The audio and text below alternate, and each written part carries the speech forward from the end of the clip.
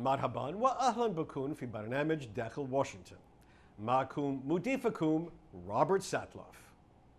ما رأي دونالد ترامب حقا في فلاديمير بوتين؟ هذا السؤال ليس من السهل أن نجيب عليه.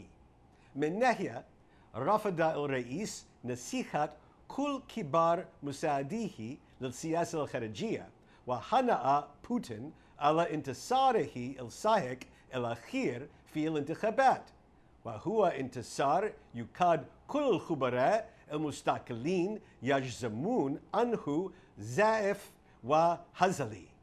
ومن ناحية أخرى عين الرئيس للتو واحدا من أشرس نقاط روسيا وهجوم أمريكا الآخرين ليكون مستشاره الجديد للأمن القومي، وأصدر أمرا بطرد 60 دبلوماسيا روسيا كعقاب على الهجوم الكيماوي الذي وقع في إنجلترا. أيهما دونالد ترامب الحقيقي، صديق بوتين أم منتقد بوتين؟ وبما تنبئنا الإجابة على هذا السؤال عن القضايا الأخرى الكبيرة ضمن أجندة الرئيس للسياسة الخارجية، بداية من مؤتمر القمة مع زعيم كوريا الشمالية ووصولا إلى مصير اتفاق إيران النووي. ضيفي اليوم برادلي بليكمان وجول روبن سيقدمان لنا آراءهما في هذا الصدد.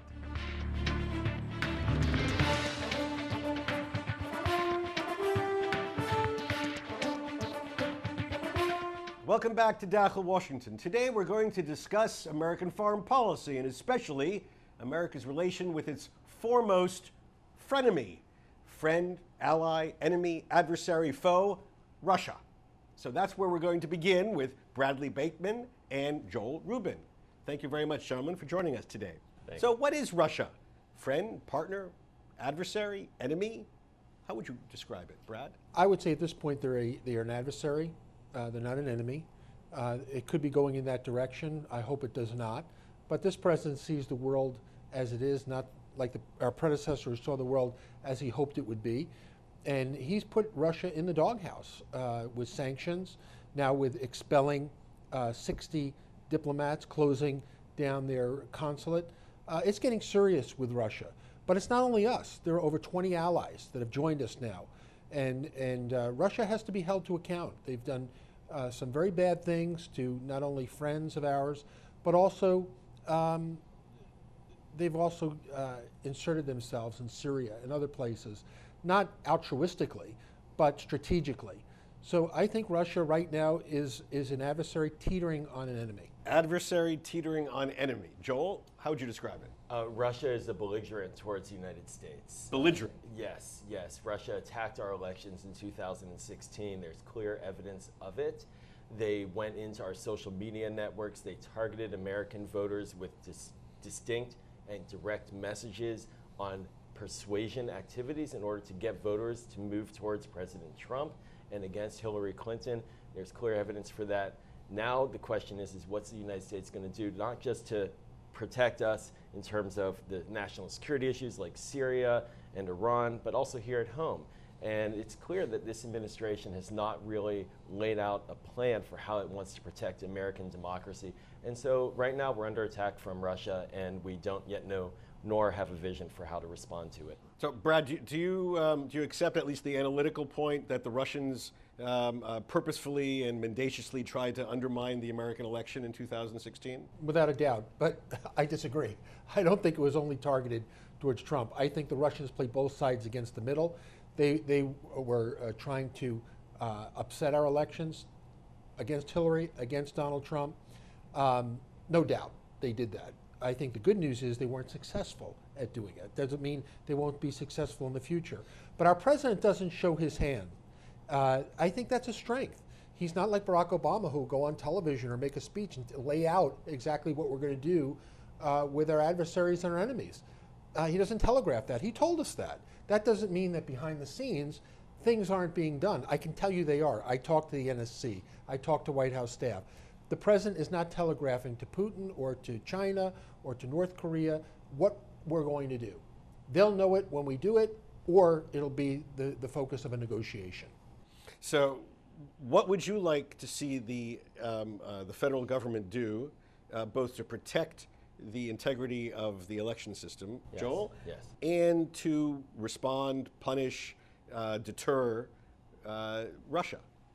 So election security is a critical part of ensuring that we have a strong democracy. If we don't have confidence in who our elected officials are, then decisions that are made on our behalf are not really ones that we can have confidence in either. So for the president right now, he still has yet to publicly state in clear and unequivocal terms that Russia meddled in our elections in 2016, and that we have a clear plan on how to reject that. His own intelligence chiefs have said that Russia meddled, but they also said in testimony to the Senate that they didn't have direction on how to respond to it. So right now, much like the decision making that we see oftentimes from this White House, it's disheveled, it's disparate, we don't have clear guidance. So the president needs to make that clear. Then he needs to execute an order that essentially has the agencies involved with protecting our elections, make it clear to the state governments who are ultimately responsible for administering elections that they will back them up and protect them from cyber attack. That's critical. And then the third is he still needs to move on the sanctions that the Congress passed overwhelmingly against Russia in response to this attack on our elections. He has not done that. It's good that he expelled the diplomats belatedly related to the chemical weapons attack against our primary ally in the UK, but he needs to do more to protect us here at home, and that's still pending. So, Brad, how would you respond to at least the observation that there's mixed messaging regarding Russia? On the one hand, the president congratulates Vladimir Putin on his election, an election that everyone says is a farce. But on the other hand, we do join with our allies in expelling diplomats as punishment for this chemical weapons attack in England. The mixed messaging toward the Russians. It's carrots and sticks. I mean, the fact is that the president keeps his adversaries guessing. I think that's a good thing. He congratulates him on his sham election. I think it was more sarcastic than anything else. And then within a week, he expels 60 diplomats and closes a consulate. The fact that Joel doesn't know what's going on doesn't mean things aren't going on. I can tell you they are going on. The president has told every cabinet person, you do what you're supposed to do to keep America safe and prosperous. They're doing their jobs. The fact is the president isn't going to get on television and satisfy Joel and people like him and telegraph to Putin, this is exactly what we're going to do, here's what we're going to do, here's when we're going to do it. We don't do that. Well, it was his cabinet secretaries actually in congressional testimony that said they did not get that direction. So they it's did not get about the direction. me, it's about Congress. No, they got the direction. Your job is to keep America safe and prosperous.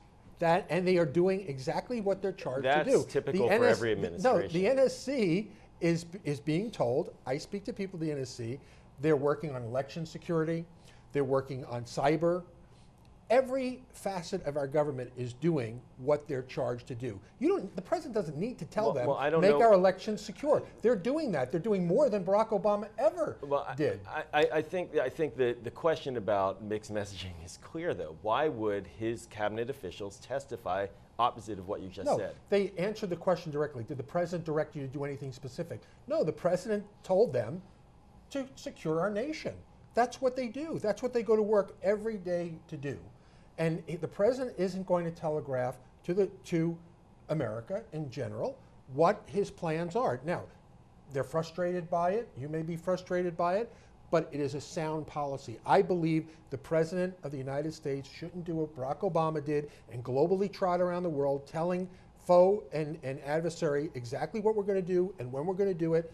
That is not sound policy. That only enables people to do really bad things, knowing what we're planning. All right, let me bring this back to the question I want to focus on for a minute. Here we are, spring of 2018. Are you confident that the United States government is prepared for the November 2018 elections? That we are prepared to protect the integrity of these elections against another effort by Russia and other foreign actors to undermine its integrity? Yes or no? I hope we are. But I have to tell you, we still as a nation haven't learned the lessons of 2000 when we had our recount in Florida. Our election systems are different in every state and almost every jurisdiction. We don't have uniform rules for every state and every jurisdiction. In federal elections, I wrote about this, uniform federal election statutes in federal elections. But Wow. to be, I mean, the situation in Florida 2000 is No, somewhat but different than no, what it the isn't Russians different. tried. It isn't different because if we can't even solve our internal problems of voting, how can we expect to solve external pressures on our voting system? Our voting system, to me, is not going to be secure as it should be in federal elections unless we have federal standards that are applicable across the 50 states. That is when I think we're going to get serious. I'm not so worried about external problems in our elections. I'm more worried about internal problems, registration, election counting. Are we going to go back to balloting as opposed to electronic voting? We have a whole host of problems internally. I'm cautiously optimistic about the external pressures being put upon our election system, but I'm not totally relieved because of our internal problems. Okay, Joel, your view? I think that, first of all, we have to protect states' rights when it comes to elections. The states Not in federal elections. I didn't Not in interrupt federal, you, Brad. different. Brad, I didn't interrupt you. States control the elections at the federal level for their members who get sent to Washington to represent those constituents, and that is sacrosanct. That's part of our system. The states do have their own decisions about how they engage the electorate on security. And on security, they're not getting the strong message, per your question, about Russian meddling and the backup they need to ensure that there will not be additional cyber attacks into our elections. Now, I don't see why that's debatable as an issue. There should be clear guidance from the White House to protect our country from foreign attack. But going to your other point, which I think is fair, election security and the question of domestic internal election management, I think we need to make sure that we're including all individuals. I think we need to make sure that we're including all American citizens who want to vote, that we're not engaging in voter suppression, that we have a judicial process and voter rights that are enabling people to get to the ballot box. And I think President Trump laid out an alternative vision early on in his presidency when he claimed that he won the popular vote, which it was clear across the country that he did not. And then he set up a sham commission to try to undermine the legitimacy of those votes, which again failed on its face. And we need to have leadership in the White House that actually believes in the sanctity of the vote, the roles of the states, and the protection of our democracy against foreign adversaries. Right now, we don't. So, putting all this together, can Americans go to the ballot box in November confident that their vote is going to come out and be represented in the type of Congress that is going to be elected? They can be more confident in 2018 than they were in 2016. I worry about it. I do worry about it, and I don't think we can yet say, and I think we need to have fail-safe mechanisms to verify and be certain that the votes are counted properly. Okay, when we come back from our break, we're going to take this discussion focused on elections and on Russia, and expand it to changes in our overall national security team, and see how that is going to affect a number of the major issues on the president's agenda in the next several months in the run-up to those very important November 2018 elections. In just a moment.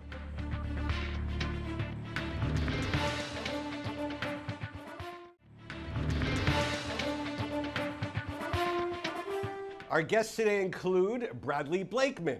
Brad is professor of public policy, politics, and international affairs at Georgetown University and former president of the conservative advocacy group Freedom's Watch. He served in the White House under President George W. Bush as Deputy Assistant to the President for appointments and scheduling, vetting, and research. He is currently a frequent media commentator on such outlets as Fox News, MSNBC, BBC, and CNN. A lot of initials there. Sitting to his left is Joel Rubin. Joel is president of the Washington Strategy Group, a national security consulting and lobbying firm, an unsuccessful Democratic candidate for Congress, but current member of the Chevy Chase Town Council and candidate for Maryland State Delegate. He also served as Deputy Assistant Secretary of State for Legislative Affairs in the Obama administration, where he was responsible for leading the State Department's work with the House of Representatives. He is also a visiting fellow at Carnegie Mellon University's Washington campus, where he teaches courses on public policy.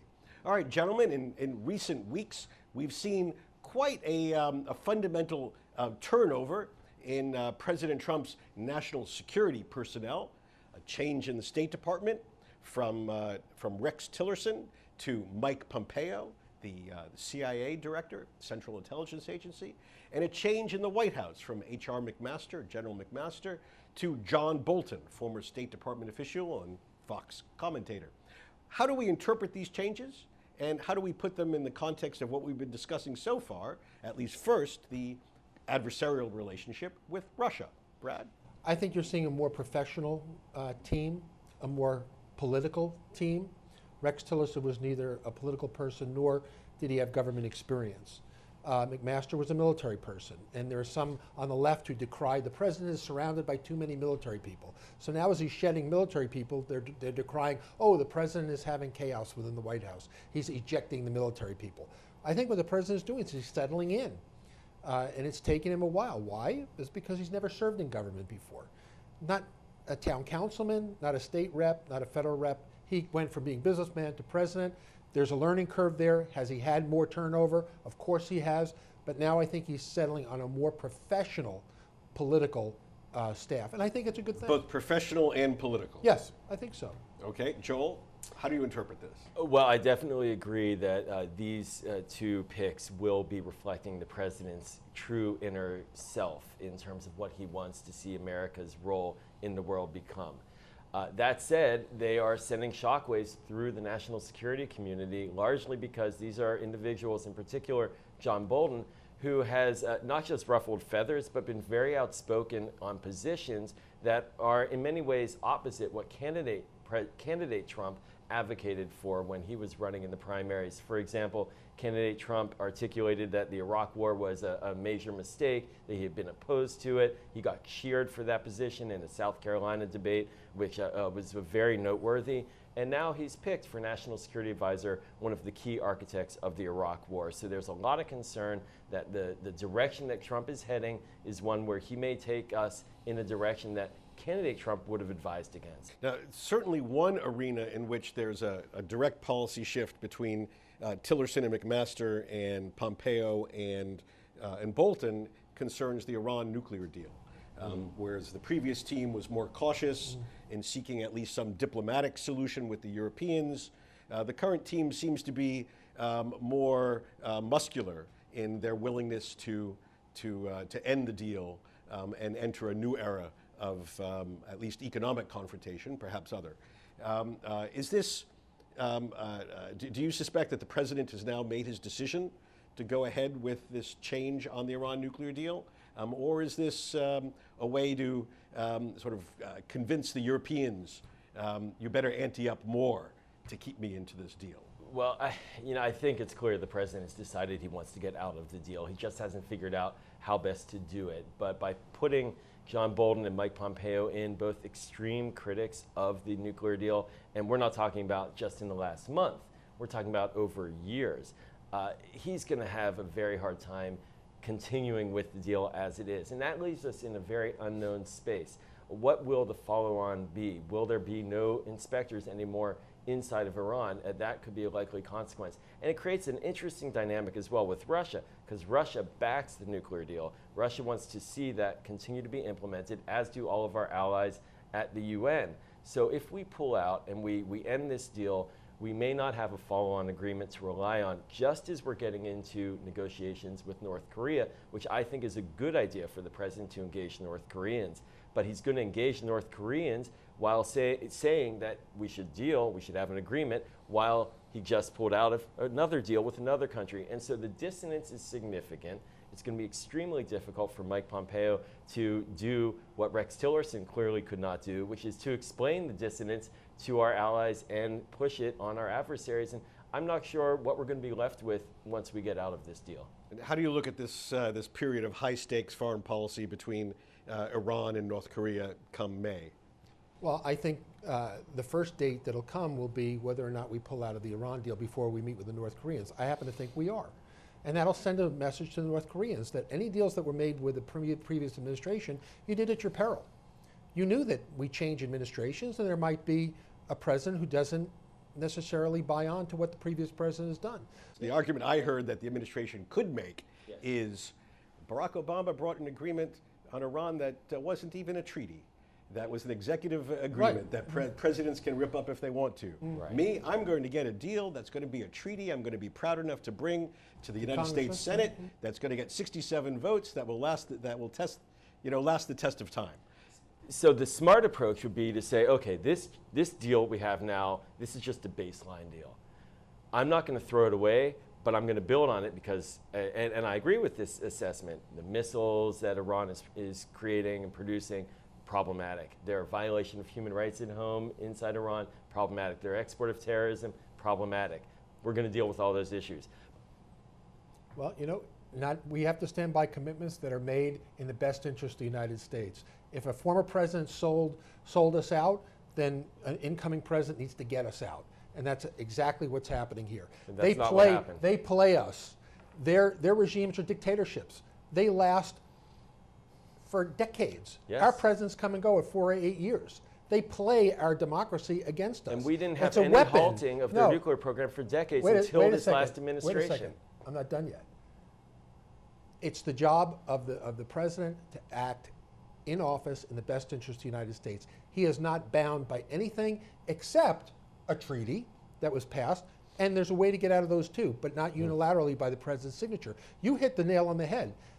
The President Obama tend to avoid the legislature by signing executive orders. He used that as a substitution for legislation, and he did it at his peril. And you know what? The Iranians know government. They know our government. They know how it works. So if they knew exactly what they were getting into, and they thought they were going to muscle the United States, and they got caught. So let me put all this in the political context. Yes. Run up to the elections, six months from now, approximately.